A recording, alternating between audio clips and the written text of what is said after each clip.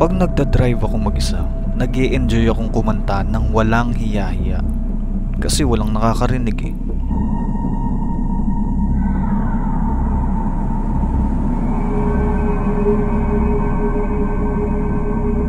Minsan, may pinuntahan akong matahimik na lugar sa Bulacan.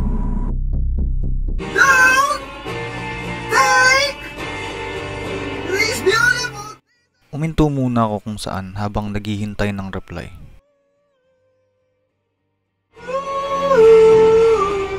Please stay. I want you, I need you.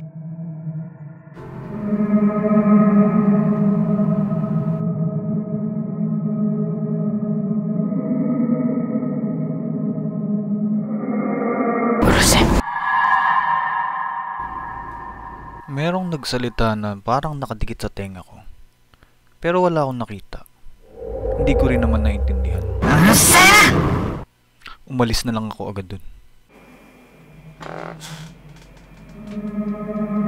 Para sa episode na to, Halloween special at 1,000 subscriber special. Mahigit 11,000 pesos ang ipamimigay sa mga mananalong comment na kwentong nakakatakot. Nauna na ako, ayun yung sa akin base sa experience. Pero kahit ano, kahit invento, basta magandang pagkakakwento, pwedeng manalo. Isa ang mananalo ng 2,000 pesos dahil special episode nga siyam o mas madami pa ang mananalo ng 1,000 pesos. Depende sa dami ng mahusay na comment. Subukan nating ikwento ng maikse, mga isang paragraph lang. Ayun sa akin.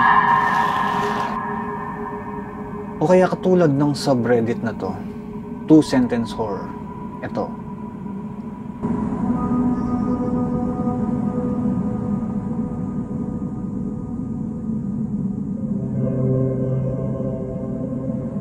Diba ang galing? At syempre, katulad ng mga nakaraang episode, madami kaming mga mamimili at mag-i-score ng comments para patas. Sa episode 7 part 2, babasahin ang mga comments at doon mo malalaman kung panalo ang kwento mo. Isusulat ko sa description box kung paano ko isisend yung salapi ng mga nanalo. Kaya subscribe para ma-notify paglabas ng mga bagong video. Siguradong may mababasa naman tayong mahusay o kakilakilabot na comment sa part 2. I-share mo na to sa mga friends o family mong may kwentong kababalaghan. Makakapanakot na kayo at mananalo pa ng salapi. Magbibigay din ako ng 500 pesos sa random comment bukod sa mga nakakatakot na kwento. At siya nga pala, nananawagan ako kay Jack Rabbit. Nanalo ka po sa vlog number 2. PM mo ako sa Facebook. Congrats!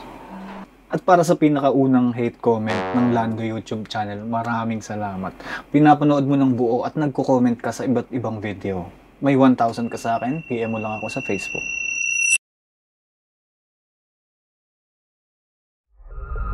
Rules, isang entry lang per account. Pwede mag-comment bukod sa horror comment mo. Huwag isulat yung phone number sa comment at bawal mangopya.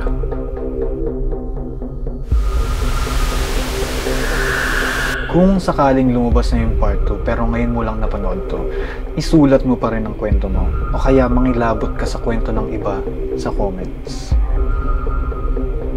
Happy Halloween!